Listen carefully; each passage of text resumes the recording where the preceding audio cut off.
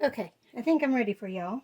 We're going to try this again. I didn't like how the base, not the base, but the colors on top that I drizzled, the yellow and the rose gold, got really fuzzy. So we're going to do it again, but we're going to go ahead and try a different technique just to practice techniques on the records. And this is going to be a swipe. So let's go ahead and get started. The colors are going to be Amsterdam Black Oxide, Amsterdam Azo Yellow Light, Arteza Pastel Yellow. I'm going to try a little bit of Metallic Lemon Yellow, and I think that's Amsterdam. I'm not positive. Arteza Bronze. I have just a little bit of Arteza Fiery Red left, so I'm going to try that. I've got some Arteza Shocking Lime Green, and these are color shift. The Fiery Red and the Shocking Lime Green are color shift, so there should be some gold in there as well. And then I'm swiping with the black, and I've got that ready. So let's go ahead and get to it.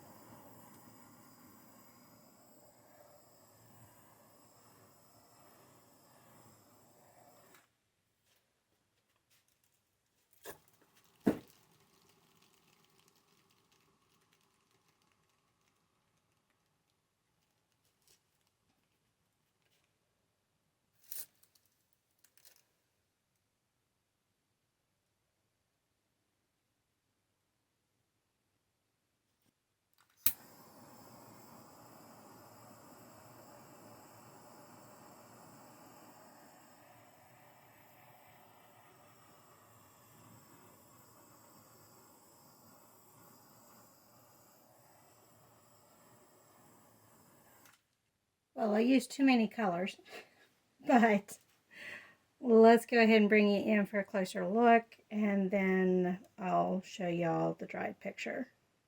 All right. So up close, it looks a little Space Odyssey.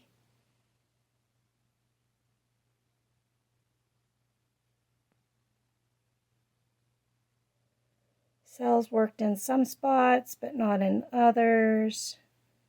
I think this will just be a practice thing, though.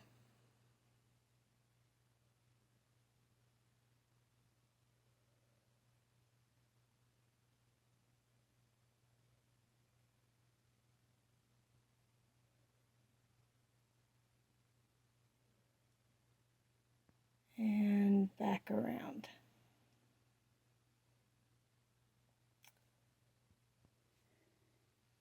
Thank y'all for joining me on this one. I'll see you on the next. Bye. Hey everybody, welcome back. We are getting ready to do a new technique. And this is from Renska Dauna, I think is how her last name is pronounced. But Renska is a Dutch acrylic pouring professional. And one thing that she has been doing for a while now is her botanical pours.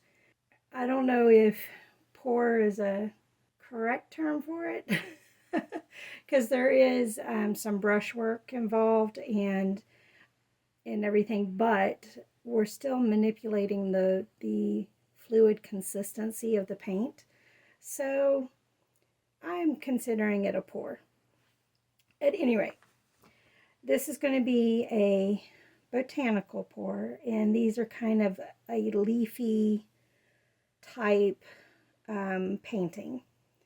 I was trying to think of a good type of pour that I could do on this other canvas that I got. That's an old canvas.